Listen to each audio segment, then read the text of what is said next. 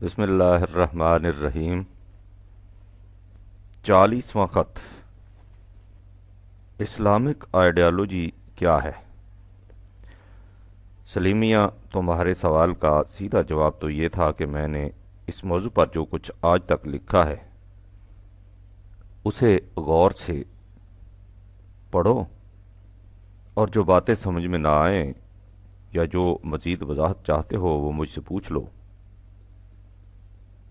لیکن میں جانتا ہوں کہ تم اتنی محنت کبھی نہیں کرو گے، اور جو خلش تمہارے دل میں پیدا ہو رہی ہے وہ ویسی کی ویسی ہی رہ جائے گی، بلکہ اس کی شدت اور بھی بڑھ جائے گی۔ حقیقت یہ ہے کہ اس میں تمہارا خاص قصور بھی نہیں۔ خلاصوں کی مدد سے امتحان پاس کرنے کی عادت نے ہمارے نوجوان کو اس قدر سہل انگار بنا دیا ہے کہ وہ خود محنت کر کے کسی بات کی تہ تک پہنچنے کے عادی نہیں رہے۔ وہ چاہتے یہ ہیں کہ سب کچھ پکا پکایا ان کے سامنے آ جائے، لہٰذا مجھے تمہارے سوال کا جواب دینا ہی ہوگا۔ اسے غور سے پڑھنا اور سنبھال کر رکھنا۔ میں اس موضوع پر جو کچھ برسوں سے لکھتا چلا آیا ہوں اسے اس کا خلاصہ سمجھو۔ تمہارا سوال یہ ہے کہ اسلامک آئیڈیالوجی کسے کہتے ہیں، لیکن میں اگر تم سے پوچھوں کہ اسلامک آئیڈیالوجی تو خیر بات کی چیز ہے، تم بتاؤ کہ خود آئیڈیالوجی کے کیا معنی ہے، تو مجھے یقین ہے کہ تم بغلیں جھانکنے لگ جاؤ گے۔ فلسفہ کی زبان میں آئیڈیالوجی کہتے ہیں سائنسی آئیڈیاز کو، یعنی علم کی وہ شاخ جس کا تعلق آئیڈیاز سے ہے۔ اب اگر تم پوچھو کہ آئیڈیا کسے کہتے ہیں تو اس کا جواب ایک خط میں نہیں دیا جا سکتا۔ یہ ایک فنی مسئلہ ہے اور بڑی مشکل اصطلاح جس کی تاریخ اور تشریح کے لیے طویل فرصت چاہیے۔ تم ان فلسفیانہ مشگافیوں کو چھوڑو اور سیدھے سادے لفظوں میں یوں سمجھو کہ وہ بنیادی تصورات، کنسپٹس جس پر کسی نظام سسٹم کی عمارت استوار ہو، اس نظام کی آئیڈیالوجی کہلاتے ہیں۔ لہذا اسلامک آئیڈیالوجی کے معنی ہوں گے وہ بنیادی تصورات جن پر اسلامی نظام کی عمارت استوار ہوئی ہے۔ اب تم پوچھو گے کہ میں اسلام کے ساتھ نظام کیوں لایا ہوں۔ نظام کے معنی ہوتے ہیں اس زبان میں جسے تم آسانی سے سمجھ لیتے ہو، سسٹم یا آرڈر۔ لہذا اسلامی نظام کے معنی ہوں گے اسلامک سسٹم یا اسلامک آرڈر۔ اسی کو اسلامی طریقے زندگی، اسلامک وے آف لائف کہا جاتا ہے۔ یہ نکتہ غور طلب ہے کہ اسلام کے ساتھ لفظ نظام کیوں لایا جاتا ہے۔ میں تمہیں اس سے پہلے بھی کئی بار بتا چکا ہوں کہ اسلام مذہب، ریلیجن نہیں، الدین ہے۔ قرآن کریم میں مذہب کا لفظ تک نہیں آیا، اس نے اسلام کو الدین کہہ کر پکارا ہے۔ مذہب، ریلیجن اور الدین میں فرق کیا ہے، اسے سمجھ لینے سے یہ بات واضح ہو جائے گی کہ اسلام کے ساتھ لفظ نظام کیوں لایا گیا ہے۔ مذہب یا ریلیجن کا بنیادی تصور یہ ہے کہ خدا، یعنی کوئی ایسی ہستی جسے انسان اپنے ذہن میں خدا تصور کر لے، کائنات سے کہیں الگ بیٹھا ہے۔ اس کی کیفیت ایک بادشاہ یا ڈکٹیٹر کی سی ہے۔ جب بادشاہ کسی سے ناراض ہو جائے تو وہ شخص عتاب میں آ جاتا ہے، اس پر مصیبتوں کا پہاڑ ٹوٹ پڑتا ہے۔ ان مصیبتوں سے بچنے کا طریق صرف ایک ہے، اور وہ یہ کہ کسی نہ کسی طرح بادشاہ کی خوشنودی حاصل کی جائے۔ اس کے لیے اس کی حمد و ستائش کے قصیدے پڑھنے چاہیے، اس کی خوشامد کرنی چاہیے، اس کے حضور نذرانے پیش کرنے چاہیے جو اس کے مقرب ہوں، اس تک سفارشیں پہنچانی چاہیے۔ جب اس طرح بادشاہ کو خوش کر لیا جائے تو پھر نہ صرف وہ مصیبتیں ٹل جاتی ہیں بلکہ انعام و اکرام بھی ملتا ہے۔ وہ جاگیریں بخش دیتا ہے، اپنا مقرب بنا لیتا ہے، چاہو منصب عطا کر دیتا ہے۔ چونکہ ذہن انسانی کے تراشیدہ خدا کا تصور بادشاہ کا سا ہوتا ہے، اس لیے خدا کے پرستار اس کی خوشنودی حاصل کرنے کے لیے وہ سب کچھ کرتے ہیں جو ایک بادشاہ کی رضا جوئی حاصل کرنے کے لیے کیا جاتا ہے۔ اسے مذہبی مراسم یا پوجا پاٹ سے تعبیر کیا جاتا ہے۔ یہ ظاہر ہے سلیم کہ خدا کے اس تصور کے تحت کسی نظام کی ضرورت ہی لاحق نہیں رہتی۔ اس میں ایک فرد کا اپنے خدا کے ساتھ پرائیویٹ تعلق ہوتا ہے، اور وہ فرد تنہائی میں بیٹھ کر اپنی مصیبتوں کے ازالے اور بخشش کے حصول کے لیے خدا سے منت سماجت کرتا ہے اور وہاں سے فارغ ہو کر دنیا کے دھندوں میں لگ جاتا ہے۔ اسے مذہب یا ریلیجن کہتے ہیں۔ یہ انسانوں کے اپنے ذہن کا پیدا کردہ تصور ہے، اور اس قدیم زمانے کا پیدا کردہ جب انسان کائنات کی محب قوتوں، بجلی، بادل، سیلاب، آگ، امراض وغیرہ کے اسباب سے واقف اور ان کا مقابلہ کرنے کے قابل نہیں تھا، اس زمانے میں اسے اپنے سے زیادہ طاقتور سے ڈرنے اور اس کے سامنے گڑگڑانے کے سوا کچھ نہیں آتا تھا۔ لیکن خدا کا جو تصور حضرات انبیاء اکرام کے ذریعے وحی کی روح سے ملا، وہ اس سے بالکل مختلف تھا۔ اس کی روح سے خدا اس ہستی کا نام ہے جو کائنات کے عظیم سلسلے کو اپنے اٹل قوانین کے مطابق چلا رہا ہے۔ ان قوانین کے مطابق ہر شے اپنی ابتدائی حالت سے ترقی کرتی اور نشو و نما پاتی اپنی آخری منزل تک پہنچ جاتی ہے، جس طرح سے بیج نشو و نما پا کر آہستہ آہستہ درخت بن جاتا ہے۔ خدا نے جس طرح کائنات کی باقی اشیاء کی نشو و نما کے لیے قوانین عطا کیے ہیں، اسی طرح اس نے انسانوں کی نشو و نما کے لیے بھی قوانین دیے ہیں۔ جو لوگ ان قوانین کے مطابق زندگی بسر کرتے ہیں وہ نشو و نما پا کر آگے بڑھ جاتے ہیں، جو ان کے خلاف چلتے ہیں وہ تباہ و برباد ہو جاتے ہیں۔ جس طرح اس بیج کا ستیاناش ہو جاتا ہے جسے قانون فطرت کے خلاف سخت زمین میں دبا دیا جائے۔ اس سے تم نے سمجھ لیا ہوگا سلیم کہ خدا کے اس تصور کی روح سے جو اس نے وحی کی روح سے عطا کیا ہے، اور ظاہر ہے کہ خدا کا وہی تصور صحیح ہو سکتا ہے جسے وہ خود انسانوں کو بتائے۔ انسان کا خدا سے تعلق در حقیقت ان قوانین سے تعلق ہے جو اس نے انسانوں کی نشو و نما کے لیے متعین کیے ہیں۔ خدا کی ذات کی کنہ و حقیقت کو انسانی ذہن سمجھ نہیں سکتا۔ ہم صرف ان قوانین کو سمجھ سکتے ہیں جو خدا نے ہماری نشو و نما کے لیے ہمیں دیے ہیں۔ اس ضابطۂ قوانین کا نام قرآن کریم ہے۔ یہ انسانوں کی رہنمائی کے لیے آخری مکمل اور واحد ضابطۂ قوانین ہے۔ یہ بھی ظاہر ہے سلیم کہ جب کوئی فرد تنہا زندگی بسر کرے تو اسے کسی قاعدے اور قانون کی پابندی کی ضرورت نہیں ہوتی۔ قانون کی پابندی کی ضرورت اس وقت پڑتی ہے جب انسان مل جل کر رہیں۔ جنگل میں کوئی دائیں طرف چلے یا بائیں طرف، اس سے کچھ فرق نہیں پڑتا، لیکن شہر کی سڑکوں پر اگر قاعدے اور قانون کے خلاف چلا جائے تو نتیجہ فوراً سامنے آ جاتا ہے۔ خدا نے انسانوں کی رہنمائی کے لیے قوانین دیے ہی اسی لیے ہیں کہ انسانوں نے مل جل کر رہنا ہے، اور جب بہت سے انسان کسی قاعدے اور قانون کے مطابق مل جل کر رہیں تو اسے نظام، سسٹم یا آرڈر کہتے ہیں۔ اسے قرآن نے الدین سے تعبیر کیا ہے، یعنی وہ نظام جس میں انسان اجتماعی طور پر قوانین خداوندی کے مطابق زندگی بسر کریں۔ اس سے سلیم یہ حقیقت سامنے آ جاتی ہے کہ مذہب اور الدین میں فرق کیا ہے۔ مذہب خدا اور بندے کے درمیان پرائیویٹ تعلق کا نام ہے جسے انسانوں کی اجتماعی زندگی سے کوئی واسطہ نہیں۔ اس کے برعکس اسلام مذہب نہیں، الدین ہے۔ اسی کو اسلامی نظام کہتے ہیں، یعنی وہ اجتماعی طریق جس میں زندگی قوانین خداوندی کے مطابق بسر کی جائے۔ اور اسلامک آئیڈیالوجی کے معنی ہیں وہ بنیادی تصورات جن پر اسلامی نظام زندگی کی عمارت استوار ہوتی ہے۔ اسے فلسفہ زندگی، نسب العین حیات، منزل مقصود وغیرہ اصطلاحات سے تعبیر کیا جاتا ہے۔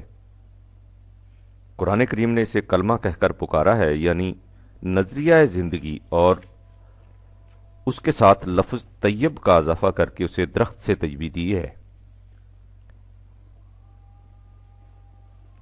طیب کے عام معنی تو خوشگوار کے ہیں، لیکن یہ لفظ اس درخت کے لیے بھی بولا جاتا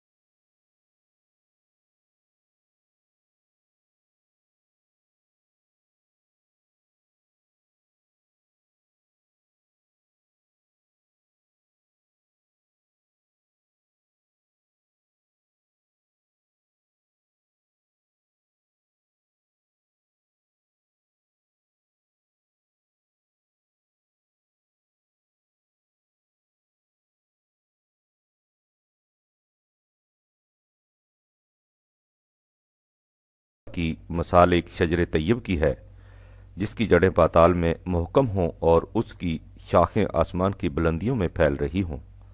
وہ قانون خداوندی کے مطابق ہر زمانے میں پھل دیتا چلا جاتا ہے۔ یہ ہے سلیم اسلامک آئیڈیالوجی، یعنی وہ تصورات حیات جو اپنے مقام پر محکم اور اٹل ہوں، اور جو نظام ان کی بنیادوں پر قائم کیا جائے وہ مکان یعنی سپیس کی حدود لمیٹیشن سے بے نیاز ہو کر ساری دنیا کو محیط ہو، اور اس کے انسانیت پرور نتائج زمان ٹائم کی قیود سے بلند ہو کر ہر زمانے میں تازہ بتازہ سامنے آتے رہیں۔ اس مثال کو سلیم اچھی طرح ذہن نشین کر لو، کیونکہ آگے چل کر اس سے ایک اہم اصول سامنے آئے گا۔ درخت کی مثال میں ایک اور نکتہ بھی قابل غور ہے۔ درخت کے لیے سب سے پہلے یہ ضروری ہے کہ اس کا بیج عمدہ ہو، اس میں بڑھنے پھولنے اور پھلنے کی صلاحیت ہو۔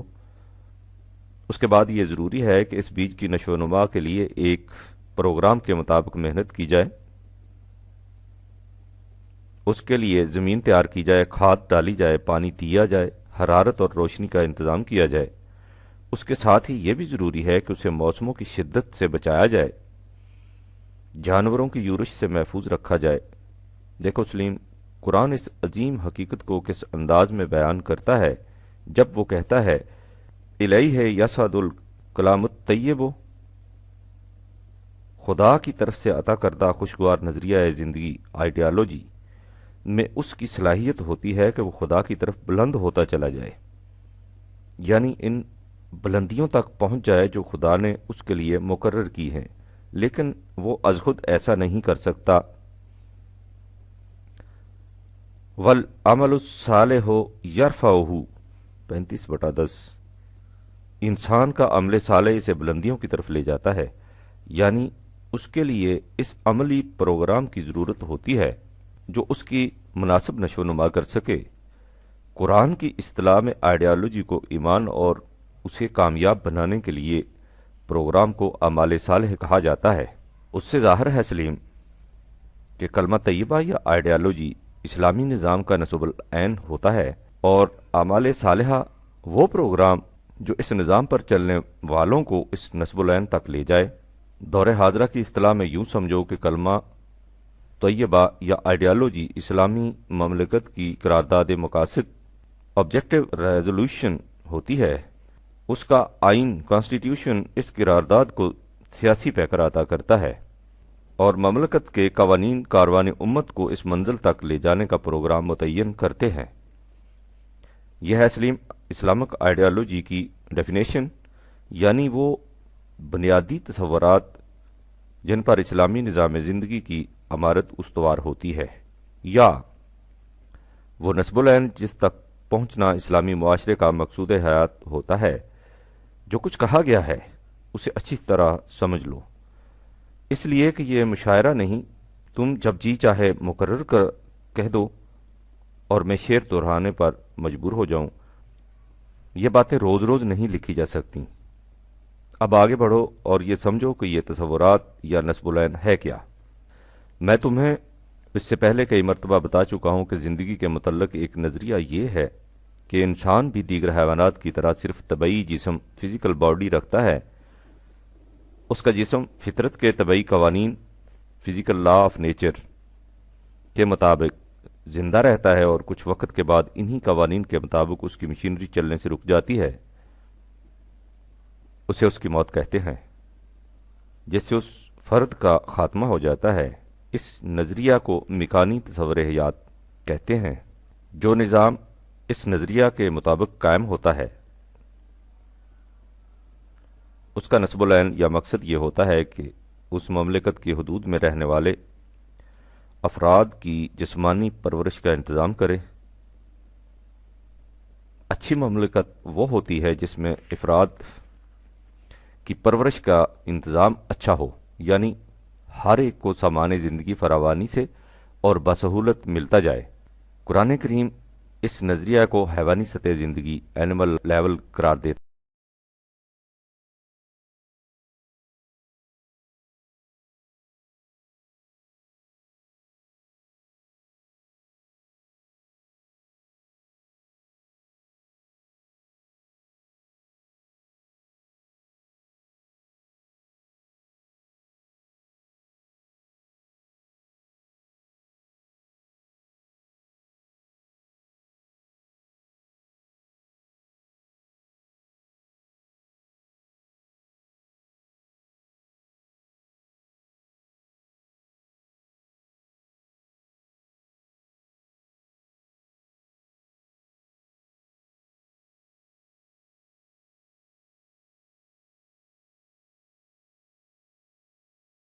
20/12۔ اور جو لوگ انسانی نظریہ زندگی سے انکار کرتے ہیں، ان کی کیفیت یہ ہوتی ہے کہ وہ دنیاوی سامان زندگی سے فائدہ اٹھاتے ہیں اور کھاتے پیتے ہیں، بالکل اسی طرح جس طرح حیوانات کھاتے پیتے ہیں۔ ان کا مقام جہنم کی آگ ہے، جس میں شرف انسانیت کی کھیتی جل کر راکھ ہو جاتی ہے۔ دوسرا نظریہ زندگی یہ ہے کہ انسان صرف طبعی جسم سے عبارت نہیں، اس کے پاس جسم کے علاوہ ایک اور شے بھی ہے جو حیوانات کو نہیں ملی، صرف انسان کو عطا ہوئی ہے۔ اسے انسانی ذات، ہیومن پرسنالٹی یا نفس، سیلف کہتے ہیں۔ انسانی ذات نہ مادی ارتقاء میٹیریل ایولیوشن کی پیداوار ہے اور نہ طبیعتی قوانین فزیکل لاز کے تابع ہے۔ یہ ہر انسانی بچے کو، خواہ وہ بادشاہ کے محل میں پیدا ہو یا فقیر کی جھونپڑی میں، برہمن کے گھر میں ہو یا شودر کے، اس کے ماں باپ مسلمان ہوں یا غیر مسلم، خدا کی طرف سے پیدائش کے ساتھ عطا ہوتی ہے۔ انسانی ذات نشو و نما یافتہ شکل ڈیولپڈ فارم میں نہیں ملتی، بلکہ مضمر، پوٹنٹ اور امکانی کی صورت میں ملتی ہے۔ جس طرح انسانی جسم کی نشو و نما کے لیے قوانین مقرر ہیں، اسی طرح انسانی ذات کی نشو و نما کے لیے خدا کی طرف سے قرآن کریم میں قوانین دیے گئے ہیں۔ اگر ان قوانین کے مطابق انسانی ذات کی نشو و نما ہوتی جائے تو اس میں حدود بشری کے اندر ان صفات کی نمود ہوتی جاتی ہے جنہیں لامحدود حیثیت سے صفات خداوندی کہا جاتا ہے۔ نشو و نما یافتہ ذات انسانی جسم کی موت کے ساتھ فنا نہیں ہو جاتی، بلکہ بدستور زندہ رہتی اور مزید ارتقائی منازل طے کرنے کے لیے آگے بڑھتی ہے۔ انسانی زندگی کا مقصد ذات کی نشو و نما ہے۔ میں یہ لکھ رہا ہوں اور اچھی طرح سمجھ رہا ہوں کہ اس سے تمہارے دل میں کیا خیالات پیدا ہوں گے۔ تم کہو گے کہ میں نے یہ کون سی نئی بات کہہ دی ہے؟ یہ تو وہی پرانی کہانی ہے جسے ہم مذہب والوں، مثلا ہندوؤں اور عیسائیوں کی زبانی سنتے چلے آ رہے ہیں، یعنی یہ کہ انسانی زندگی کا مقصد روحانی ترقی ہے۔ لیکن سلیم، یہ وہی بات نہیں، اس سے مختلف بات ہے۔ مذہب والوں کا عقیدہ یہ ہے کہ نمبر 1، انسانی جسم بلکہ پوری کی پوری مادی دنیا روحانی ترقی کے راستہ میں روک بن کر حائل ہے۔ جب تک اسے راستے سے نہ ہٹایا جائے، روحانی ترقی حاصل نہیں ہو سکتی۔ لہذا نمبر 2، روحانی ترقی کے لیے ضروری ہے کہ انسان دنیا ترک کرے، آرزوؤں کا خاتمہ کرے، تمام مادی آسائشوں کو قابل مذمت قرار دے، ان سے نفرت کرے اور کنارہ کش ہوتا چلا جائے۔ اس کے لیے ضروری ہے کہ نمبر 3، انسان انفرادی زندگی بسر کرے، خلوت قدوں میں رہے اور اللہ سے لو لگاتے ہوئے انسانوں سے قطع تعلق کرتا چلا جائے۔ لیکن قرآن کریم کی روح سے انسانی ذات کی نشو و نما کے لیے ضروری ہے کہ الف انسان خارجی کائنات کی قوتوں کو مسخر کرے اور ان کے ماحصل کو قوانین خداوندی کے مطابق تمام نوع انسان کی فلاح و بہبود کے لیے عام کرتا چلا جائے۔ یاد رکھو سلیم، جس طرح اس انڈے میں کبھی بچہ پیدا نہیں ہو سکتا جس کا خول ثابت نہ رہے، اسی طرح انسانی ذات کی نشو و نما نہیں ہو سکتی جب تک اس کی زندگی مادی لحاظ سے محکم اور مضبوط نہ ہو۔ اس کے لیے ضروری ہے کہ انسان اجتماعی زندگی بسر کرے، یعنی ایسا معاشرہ قائم کرے جس میں ہر شخص کی جسمانی ضروریات بھی آسانی سے پوری ہوتی رہیں اور اسے اس کی ذات کی نشو و نما کے پورے مواقع اور اسباب و ذرائع بھی میسر ہوں۔ جیم اس قسم کے معاشرے کو اسلامی مملکت کہتے ہیں۔ اسلامی مملکت کا فریضہ یہ ہے کہ وہ تمام افراد مملکت کی بنیادی ضروریات زندگی کے بہم پہنچانے اور انسانی ذات کی نشو و نما کے لیے ضروری اسباب و ذرائع فراہم کرنے کی ذمہ دار ہو۔ ذمہ دار کا لفظ قابل غور ہے، اسے بھی سمجھ لو کہ ذات کی نشو و نما میں قلب و دماغ، ہیڈ اینڈ ہارٹ کی تمام صلاحیتوں کی نشو و نما آ جاتی ہے۔ مثال کے طور پر خدا کی صفت علیم اور خبیر ہے، لہذا اس فرد کا جس کی ذات کی نشو و نما ہو رہی ہے علیم و خبیر، صاحب علم اور باخبر ہونا لازمی ہے۔ اس کے لیے ذہنی نشو و نما ضروری ہے اور دوسری طرف خدا کی صفت ربوبیت اور رضاکیت ہے۔ اس لیے جس فرد کی ذات کی نشو و نما ہو رہی ہو اس کے لیے ضروری ہے کہ وہ دوسروں کی پرورش کا جذبہ اپنے اندر رکھے اور ان کے مفاد کو اپنے مفاد پر ترجیح دے۔ اسے تم قلب کی نشو و نما کہہ سکتے ہو، اگرچہ اس میں قلب کا تصور مائنڈ کے اس تصور سے مختص ہے جو آج کل مغرب میں رائج ہے۔ مملکت کا فریضہ یہ ہے کہ وہ ایسا انتظام کرے جس سے ہر فرد مملکت کی ان صلاحیتوں کی نشو و نما ہوتی چلی جائے اور اس طرح یہ معاشرہ صفات خداوندی کا چلتا پھرتا نمونہ بن جائے۔ اس سے تم نے دیکھ لیا ہوگا سلیم کہ قرآن کریم کی روح سے مملکت کا قیام مقصود بالذات نہیں، مقصود بالذات کے معنی ہیں اینڈ ان اٹ سیلف، یہ ایک مقصد کے حصول کا ذریعہ ہے اور وہ مقصد ہے افراد کی ذات کی نشو و نما جو اپنی آزاد مملکت کے بغیر نہیں ہو سکتی۔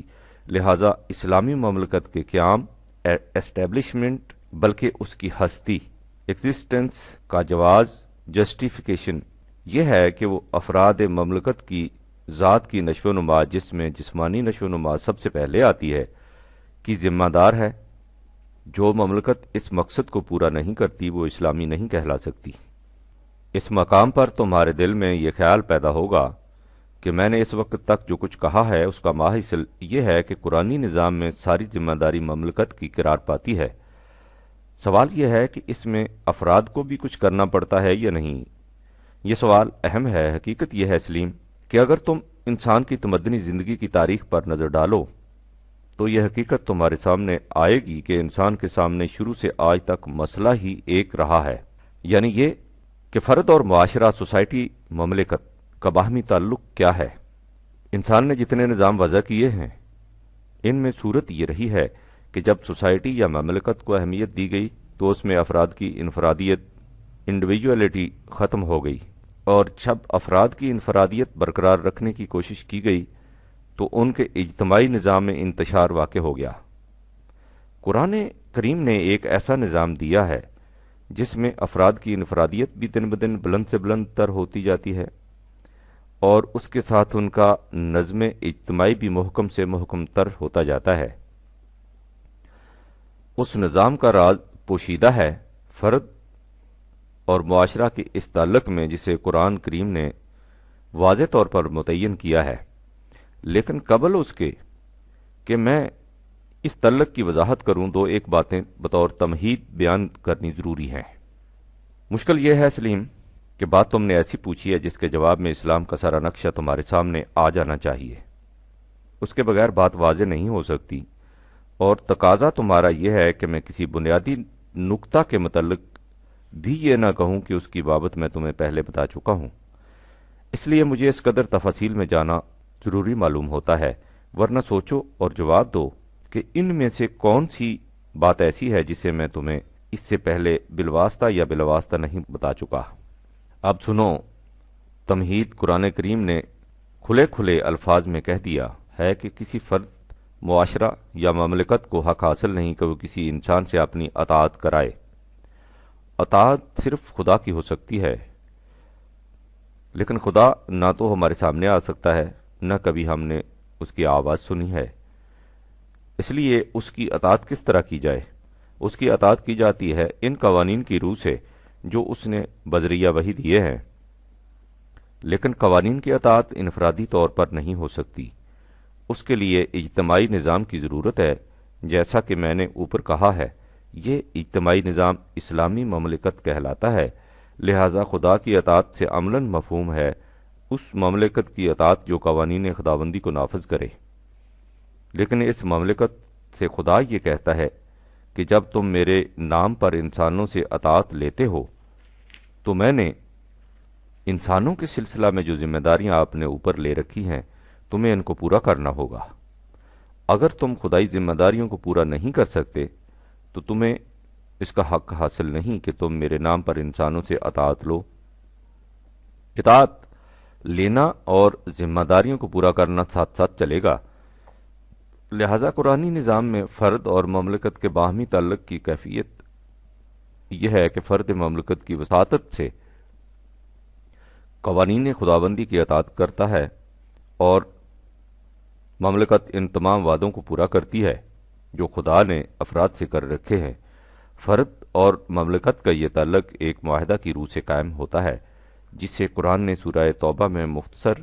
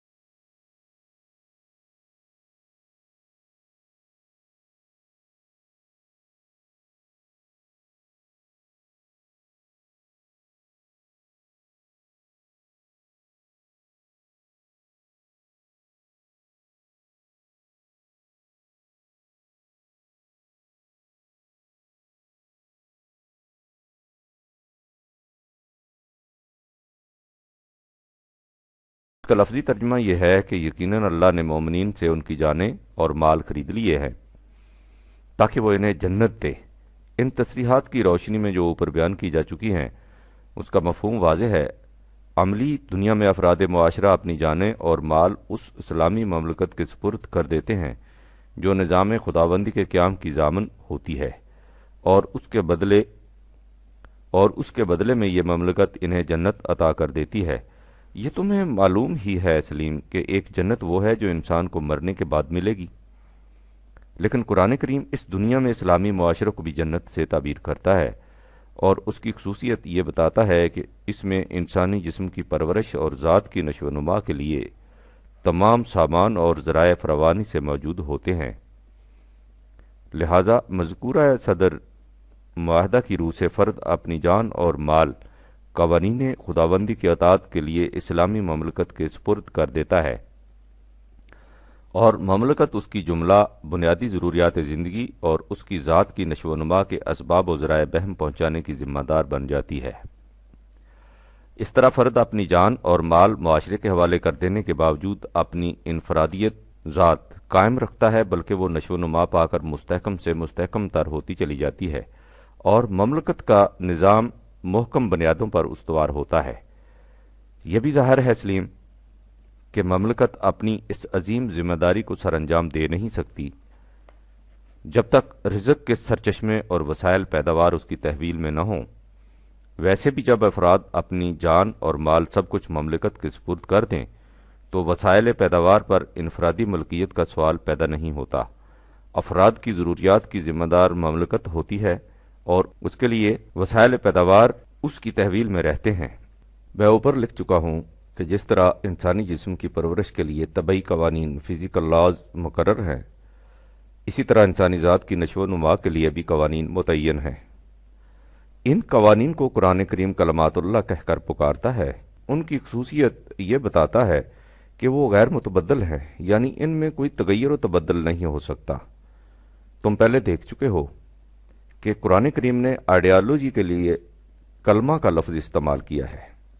کلمات اس کی جمع ہے، لہذا کلمات اللہ وہ تصورات حیات ہیں جن کے مجموعہ کا نام اسلامک آئیڈیالوجی ہے۔ یہ تصورات غیر متبدل ہیں۔ سورہ انعام میں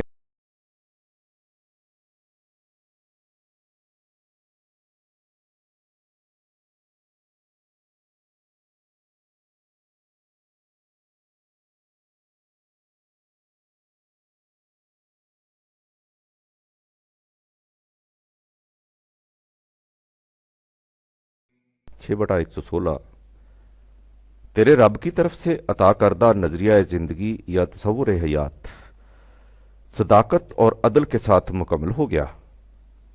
ان تصورات میں کوئی تبدیلی کرنے والا نہیں، یعنی اسلامک آئیڈیالوجی تصور حیات مکمل بھی ہے اور ناقابل تغیر و تبدل بھی۔ انہی تصورات کو غیر متبدل اصول یا مستقل اقدار پرماننٹ ویلیوز کہتے ہیں۔ انسانی ذات کی نشو و نما انہی اقدار کے مطابق زندگی بسر کرنے سے ہوتی ہے۔ جب اسلامی مملکت افراد کی ذات کی نشو و نما کے لیے سامان و ذرائع بہم پہنچانے کی ذمہ دار ہے تو اس سے لامحالہ مطلب یہ ہے کہ اس مملکت کا سارا کاروبار خدا کی طرف سے عطا کردہ مستقل اقدار یا غیر متبدل اصولوں کے مطابق سر انجام پائے گا۔ یہ ہوئی پہلی بات۔ اب دوسری بات سنو۔ تم یہ دیکھ چکے ہو کہ جب کسی فرد کی ذات کی نشو و نما ہوتی ہے تو اس میں حدود بشری کے اندر ان صفات کی نمود ہوتی چلی جاتی ہے جنہیں لامحدود انداز میں صفات خداوندی کہا جاتا ہے، یعنی ذات خداوندی میں یہ صفات لامحدود انداز میں ہوتی ہیں اور انسانی ذات میں ان صفات کی نمود محدود طور پر ہوتی ہے۔ اگر یہ معلوم کرنا ہو کہ کسی فرد کی ذات کی نشو و نما ہو رہی ہے یا نہیں تو دیکھنا یہ چاہیے کہ اس میں وہ صفات پیدا ہو رہی ہیں یا نہیں جنہیں صفات خداوندی کہا جاتا ہے۔ اب ظاہر ہے کہ جب ایک فرد میں جو مستقل اقدار کے مطابق زندگی بسر کرے صفات خداوندی کی نمود ہوتی چلی جاتی ہے تو جو مملکت ان اقدار کے مطابق قائم ہوگی اور انہی کے مطابق چلے گی اس میں صفات خداوندی کی نمود اور بھی شدت اور عظمت کے ساتھ ہوگی۔ لہذا اسلامی مملکت کی خصوصیت اور پہچان یہ ہے کہ وہ بشری معاشرہ کی حدود کے اندر صفات خداوندی کی مظہر ہوتی ہے۔ ان دونوں باتوں کو یکجا کرنے سے نتیجہ یہ نکلا کہ اسلامی مملکت کا نظم و نسق مستقل اقدار کے مطابق ہوتا ہے اور وہ مملکت صفات خداوندی کی مظہر اور خدائی ذمہ داریوں کے پورا کرنے کی ضامن ہوتی ہے۔ قرآن نے مستقل اقدار اور صفات خداوندی کو بڑی تفصیل سے بیان کیا ہے، اس لیے یہ معلوم کرنے کے لیے کوئی دقت نہیں ہو سکتی کہ فلاں مملکت اسلامی ہے یا نہیں۔ لہذا سمٹا کر بات یوں سامنے آئی کہ اسلامک آئیڈیالوجی ان مستقل اقدار یا غیر متبدل اصولوں کا نام ہے جو قرآن کریم میں مذکور ہے۔ اسلامی مملکت انہی اقدار کے عملی نفاذ کے لیے قائم ہوتی ہے۔ اس مملکت کا اولین فریضہ یہ ہے کہ وہ افراد مملکت کی جسمانی پرورش اور ذات کی نشو و نما کے سامان و ذرائع فراہم کرے، اور اس کی پہچان یہ ہے کہ وہ ان صفات خداوندی کی مظہر ہو جن کی تفصیل قرآن کریم میں بیان ہوئی ہے۔ میں سمجھتا ہوں کہ تمہارے دل میں بار بار یہ خیال انگڑائیاں لے رہا ہوگا کہ وہ مستقل اقدار کیا ہیں جن سے اسلامک آئیڈیالوجی ترتیب پاتی ہے اور جن کی بنیادوں پر اسلامی مملکت کی عمارت استوار ہوتی ہے؟ یہ سوال تمہارے دل میں پیدا ہونا بھی چاہیے، اس لیے کہ جب تک یہ مستقل اقدار سامنے نہ آئیں، نہ اسلامک آئیڈیالوجی سمجھ میں آ سکتی ہے اور نہ اسلامی مملکت کا صحیح تصور قائم ہو سکتا ہے۔ لیکن یہ اقدار تو سارے قرآن کریم میں پھیلی ہوئی ہیں، انہیں ایک خط میں کس طرح سمویا جا سکتا ہے؟ ان کی تفصیل میں نے اپنی کتاب میں دی ہے جو آج کل زیر ترتیب ہے اور جس کا عنوان ہے اسلام کیا ہے۔ تمہیں اس کی اشاعت کا انتظار کرنا ہوگا، لیکن میں جانتا ہوں کہ تم اتنا انتظار نہیں کر سکو گے اور دامن پکڑ کر بیٹھ جاؤ گے کہ چچا جان ساری نہیں تو چاند ایک اقدار ہی بتا دیجئے، اور یہ اس لیے کہ تمہیں اس بات کا یقین ہے کہ میں تمہارے تقاضوں کو رد نہیں کر سکتا۔ ہاں سلیم، میں کسی ایسے متلاشی حقیقت کے تقاضوں کو رد نہیں کر سکتا۔ من آت اللہ بقلب سلیم 26/99، جو اللہ کی طرف قلب سلیم لے کر آئے۔ اس لیے ان اقدار میں چند ایک مثال کے طور پر لکھ دیتا ہوں، غور سے سنو۔ یہ تم دیکھ چکے ہو کہ ہر انسانی بچے کو خدا کی طرف سے وہ شے پیدائش کے ساتھ ملتی ہے جسے انسانی ذات کہا جاتا ہے، اور یہی چیز انسان کو حیوانات سے ممتاز کرتی ہے۔ اس لیے سب سے پہلی مستقل قدر یہ ہے کہ ہر انسانی بچہ محض انسانی بچہ ہونے کی جہت سے قابل عزت ہے۔ قرآن کریم کا ارشاد ہے، وَلَقَدْ كَرَّمْنَا بَنِي آدَمَ 17/70، یقیناً ہم نے ہر فرزند آدم کو واجب التکریم بنایا ہے۔ اس میں کالے گورے، سید پٹھان، امیر غریب، مسلم غیر مسلم کی کوئی تفریق نہیں۔ ہر ابن آدم محض آدمی کا بچہ ہونے کی جہت سے واجب التکریم ہے۔ یہی وہ بنیاد ہے جس پر انسانی مساوات کی ساری عمارت استوار ہوتی ہے۔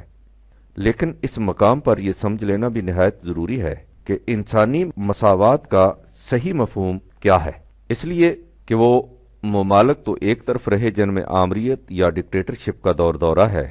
جن اقوام میں جمہوری نظام رائج ہے وہاں بھی مساوات کا مطلب اتنا ہی سمجھا جاتا ہے کہ مملکت کے ہر فرد کو حق رائے دہندگی دے دیا جائے۔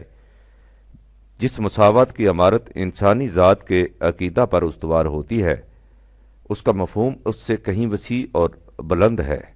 ذات، پرسنالٹی کی بنیادی خصوصیات، بیسک کریکٹرسٹکس میں یہ بھی ہے کہ کوئی ذات کسی دوسری ذات کے مقصد کے حصول کے لیے اعلی کار انسٹرومنٹ نہیں بن سکتی۔ اس کے معنی یہ ہے کہ کوئی فرد اپنے مفاد کے حصول کے لیے کسی دوسرے فرد کو بطور ذریعہ استعمال نہیں کر سکتا۔ سلیم، یہ بات بظاہر تو چھوٹی سی ہے، لیکن تم جوں اس پر غور کرتے جاؤ گے یہ حقیقت نمایاں سے نمایاں تر ہوتی چلی جائے گی کہ انسان کی حقیقی آزادی کا راز اسی چھوٹی سی بات کے اندر پوشیدہ ہے۔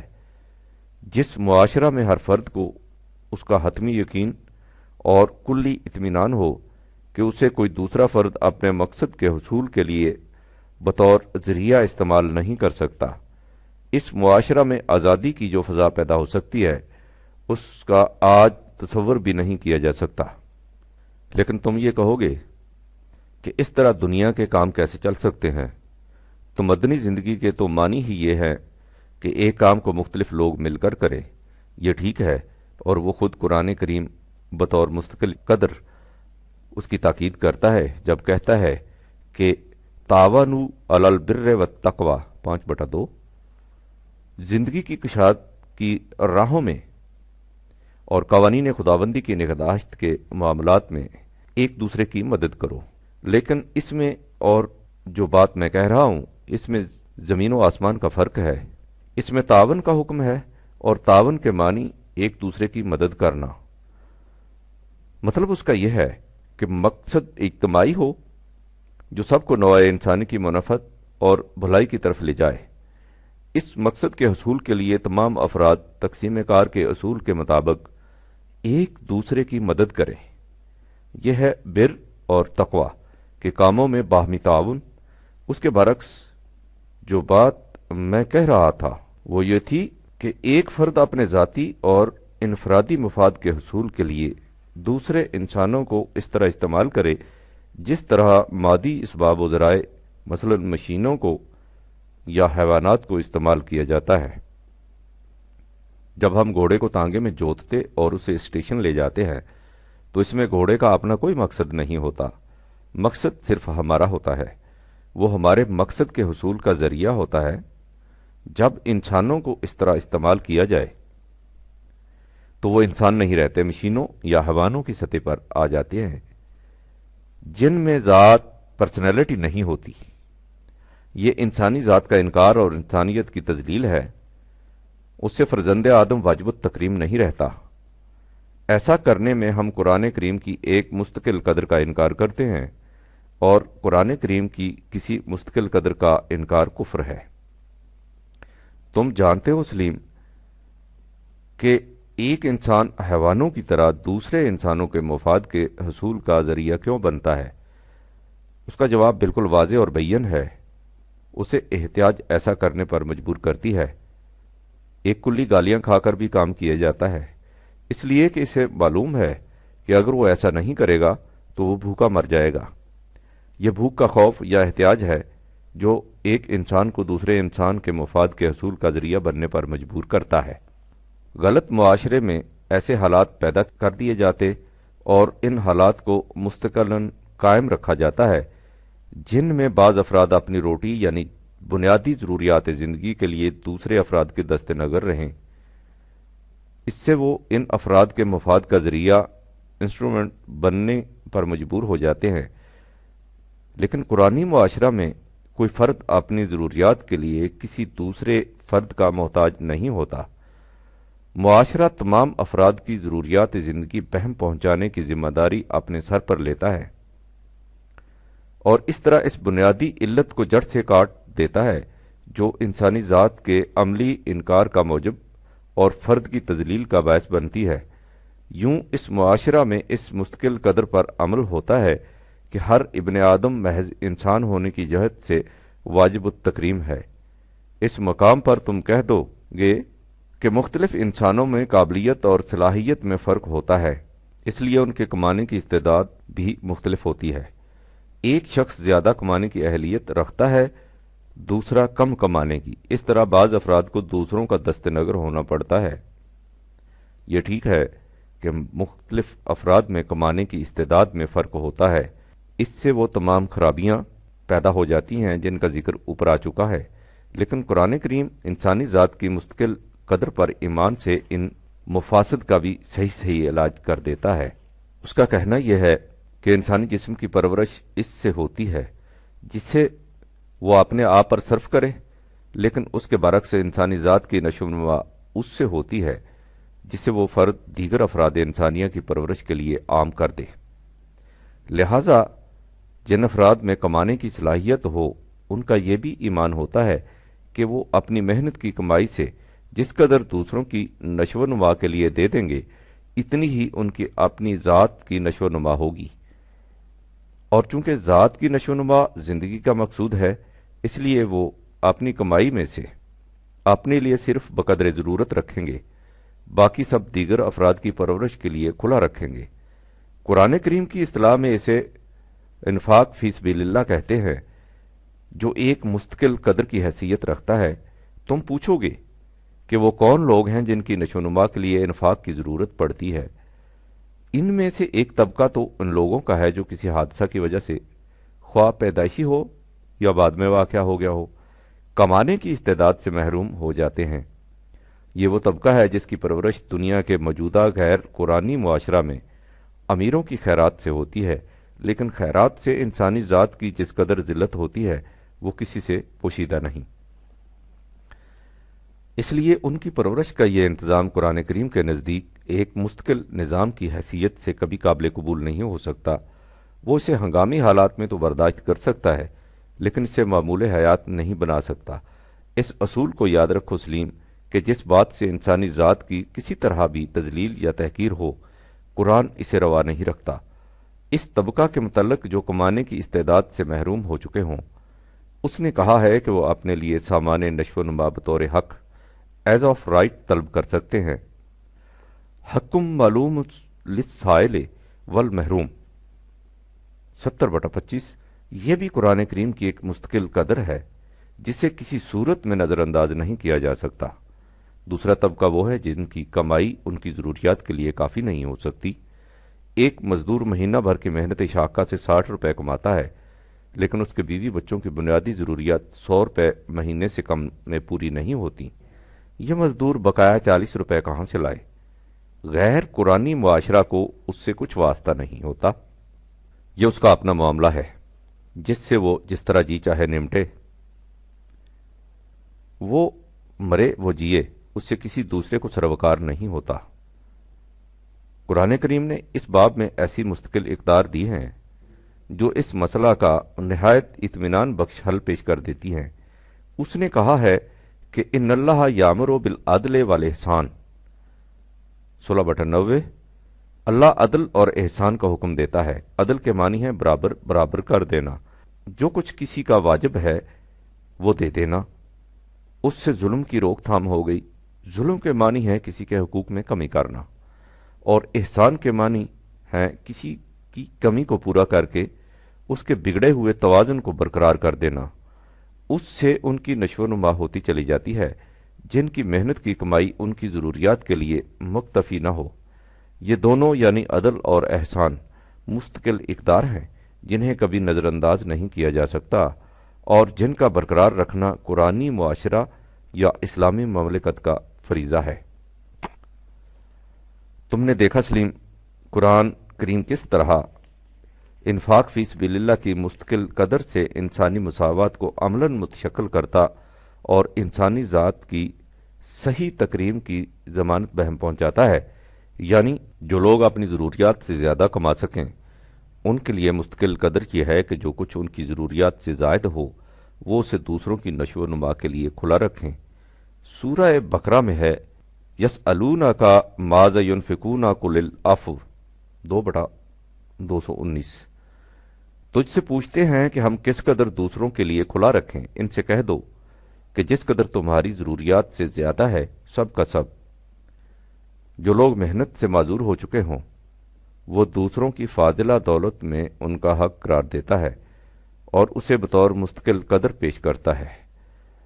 जो मेहनत करें उनकी मेहनत का पूरा पूरा मुआवजा देना भी मुस्तकिल कदर की हैसियत रखता है, और जिनकी कमाई उनकी ज़रूरियात के लिए काफ़ी ना हो और उनकी कमी का पूरा करना भी मुस्तकिल कदर है। अब सलीम एक और गोशे को लो। जब इंसानी ज़ात की बुनियादी खसूसियत यह है कि वो किसी दूसरे फ़र्द के ज़ाती मकसद के हसूल का आलाकार न बने, तो इंसानी ज़ात की तकरीम का फितरी तकाजा ये भी है कि कोई शख्स किसी दूसरे शख्स पर हुकूमत न कर सके, उससे अपना हुक्म न मनवा सके। कुरान करीम ने इस उसूल को भी एक मुस्तकिल कदर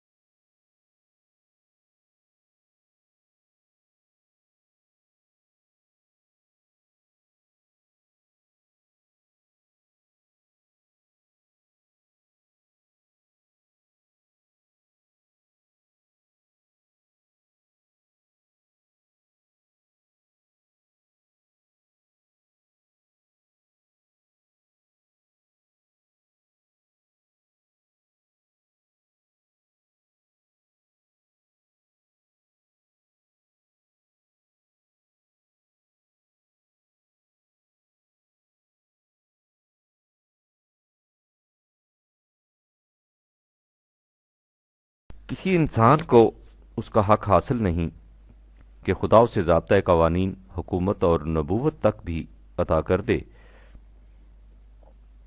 और वो लोगों से कहे कि तुम खुदा की नहीं बल्कि मेरी महकूमियत इख्तियार करो। तुमने देखा सलीम कि इस एक उसूल ने किस तरह गुलामी और महकूमी की जड़ें काट कर रख दी। लेकिन तुम कहोगे कि अगर कोई शख्स किसी दूसरे शख्स का हुक्म ही न माने तो मुआशरे में नज़्म ज़ब्त किस तरह कायम रहेगा? इस तरह तो फसाद پیدا ہو جائے گا۔ تمہارے اس اعتراض کا جواب باقی ماندہ حصہ میں آ جاتا ہے جو اوپر درج کی گئی ہے۔ اس میں کہا گیا ہے کہ وَلَكِنَّ كُونُوا رَبَّانِيِّينَ بِمَا كُنْتُمْ تُعَلِّمُونَ الْكِتَابَ وَبِمَا كُنْتُمْ تَدْرُسُونَ۔ پوری آیت کا مطلب یہ ہے کہ کسی انسان کو اس کا حق حاصل نہیں کہ وہ دوسرے انسانوں سے یہ کہے کہ وہ اس کی محکومی اختیار کریں۔ وہ یہی کہے گا کہ وہ اس کتاب کی اطاعت سے جسے وہ پڑھتے پڑھاتے ہیں ربانی بن جائے۔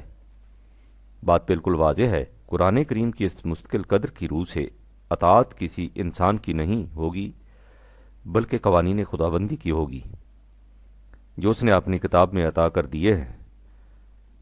کسی فرد کی نہیں بلکہ قانون کی اطاعت، اور قانون بھی ایسا نہیں جو کسی انسان کا وضع کردہ ہو بلکہ وہ خود خدا نے نوع انسان کی رہنمائی کے لیے دیا ہو۔ اس سے ظاہر ہے سلیم کہ اسلامی مملکت میں اطاعت کسی انسان کے حکم کی نہیں ہوگی، صرف ان قوانین کی اطاعت ہوگی جو کتاب اللہ میں دیے گئے ہیں۔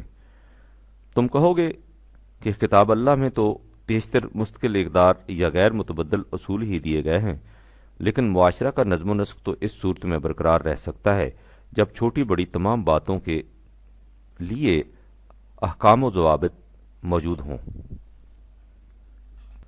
تم ٹھیک کہتے ہو، یہ احکام و ضوابط قرآن کریم کی مستقل اقدار کی روشنی میں خود مرتب کیے جائیں گے۔ سوال یہ ہے کہ یہ کیسے مرتب ہوں گے؟ اس کے لیے بھی قرآن کریم نے ایک مستقل قدر دی ہے جب کہا ہے کہ امرہم شورا بینہم 42/38، یہ چیزیں امت کے باہمی مشورہ سے طے ہوں گی۔ اس سے ظاہر ہے کہ اسلامی مملکت ایک ایسے مشاورتی نظام کا نام ہے جس میں قرآن کریم کے غیر متبدل اصولوں کی چار دیواری میں رہتے ہوئے ہر زمانے کے مسلمان جزئی احکام و ضوابط اپنے زمانے کے تقاضوں کے مطابق باہمی مشورہ سے خود مرتب کریں گے۔ اس سے یہ بھی واضح ہے کہ اس نظام میں یہ صورت نہیں ہوگی کہ ارباب حکومت کا ایک طبقہ الگ ہو اور باقی امت ان کی محکوم ہو۔ جیسا کہ میں نے پہلے کہا ہے، اس میں حاکم اور محکوم کا فرق ہی نہیں ہوگا۔ اسلامی حکومت اس لیے وجود میں آتی ہے کہ وہ قرآنی اقدار کا نفاذ کرے اور غیر قرآنی مسالک و ضوابط کی ترویج کو روک دے۔ اسے قرآن کریم کی اصطلاح میں امر بالمعروف و نہی عن المنکر کہتے ہیں۔ قرآن کریم نے امر بالمعروف و نہی عن المنکر کے فریضہ کو تمام امت کا مشترکہ فریضہ قرار دیا ہے، نہ کہ کسی خاص طبقہ یا پارٹی یا جماعت کا۔ اس نے پوری امت کو مخاطب کر کے کہا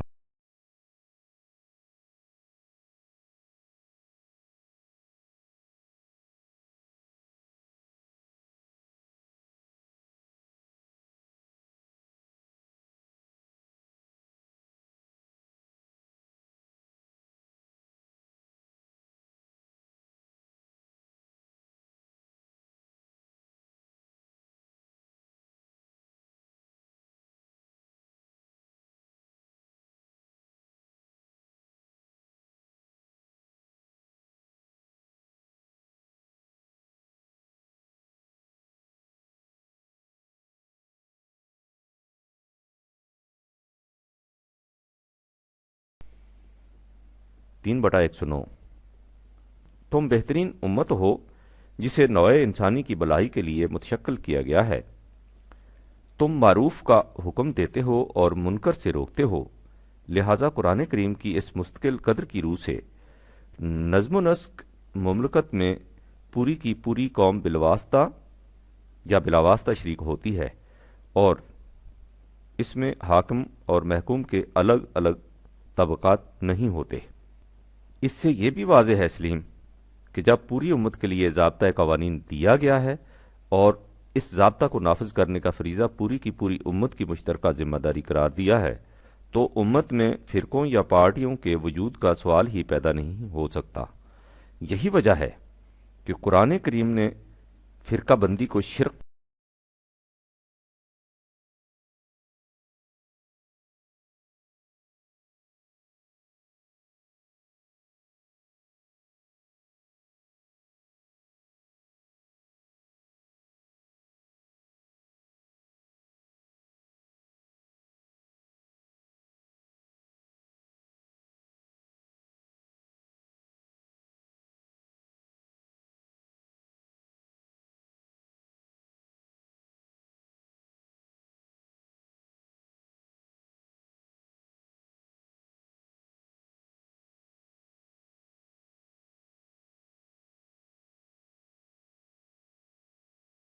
31 تا 32۔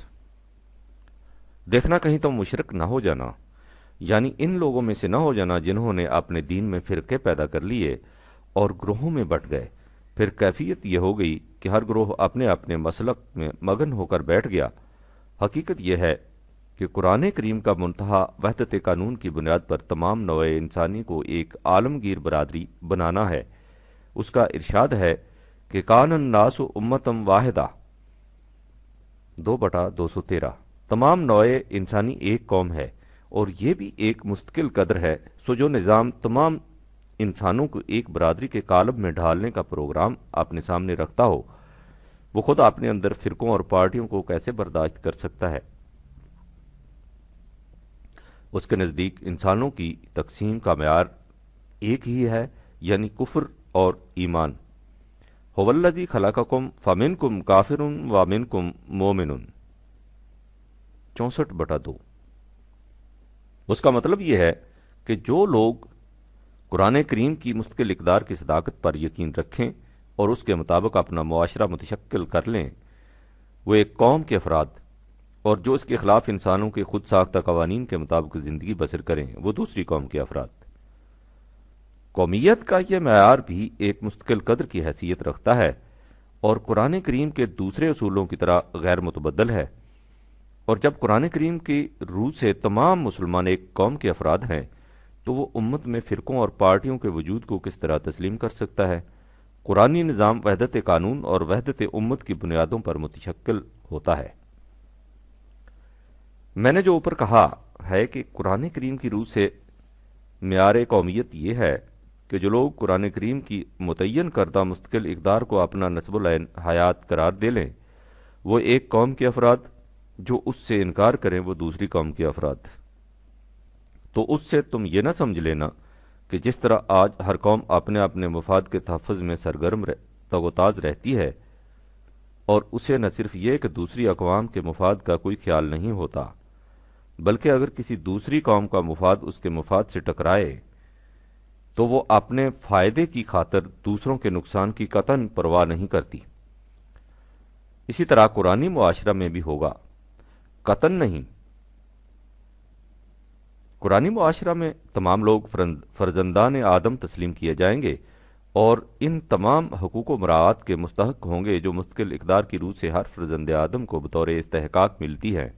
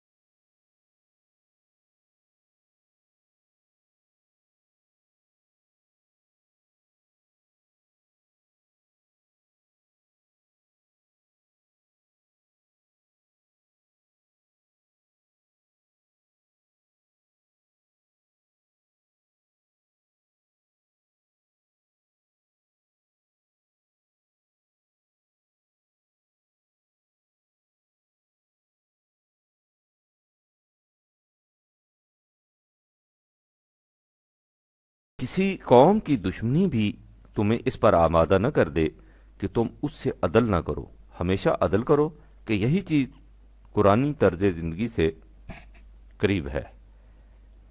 عدل ہی نہیں بلکہ یہ لوگ قرآنی نظام کی تمام نفع بخشیوں میں حصہ دار ہوں گے، اس لیے کہ قرآن کریم کی ایک بنیادی مستقل قدر یہ بھی ہے کہ ما ینفع الناس فیمکث فی الارض 13/17۔ بقا اور دوام اسی کے لیے ہے جو تمام عالم انسانیت کے لیے نفع بخش ہے۔ الناس میں اپنے اور پرائے مومن و کافر سب شامل ہیں۔ قرآن کریم کا خدا رب العالمین ہے، اس کا رسول رحمت للعالمین ہے، اور خود قرآن ذکر العالمین۔ اس لیے اسلامی مملکت کی نفع بخشیاں تمام نوع انسانی کے لیے ہیں۔ یہ ہے سلیم اسلامی آئیڈیالوجی کا مختصر سا تعارف۔ اس کا خلاصہ یہ ہے کہ اسلامک آئیڈیالوجی ان مستقل اقدار یا غیر متبدل اصولوں کے مجموعہ کا نام ہے جو اپنی مکمل شکل میں قرآن کریم میں محفوظ ہیں۔ جب کوئی مملکت ان اقدار کو اپنا نصب العین قرار دے لے تو اسے اسلامی مملکت کہتے ہیں، اور جو دستاویز اس نصب العین کا اعلان کرے اور مملکت کی عمارت کو ان اقدار کی بنیادوں پر استوار کرنے کا نقشہ مرتب کر کے دے، اسے اسلامی آئین کہیں گے۔ اسلامی آئین کی عمارت اس بنیاد پر استوار ہوتی ہے، انسان صرف اس کے طبعی جسم سے عبارت نہیں، جسم کے علاوہ ایک اور شے بھی ہے جسے انسانی ذات کہتے ہیں۔ اسلامی مملکت کا فریضہ یہ ہے کہ وہ تمام افراد معاشرہ کے جسم کی پرورش کے لیے طبعی ضروریات کی ذمہ دار ہو اور ان کی ذات کے ارتقاء کے لیے ایسے سامان و ذرائع فراہم کرے جن سے ان کی مضمر صلاحیت کی نشو و نما ہوتی جائے۔ اس عظیم ذمہ داری سے عہدہ برآ ہونے کے لیے ضروری ہے کہ اسباب و ذرائع پیداوار مملکت کی تحویل میں رہیں۔ انسانی ذات کی نشو و نما ان مستقل اقدار کے مطابق زندگی بسر کرنے سے ہوتی ہے جو قرآن کریم میں محفوظ ہیں۔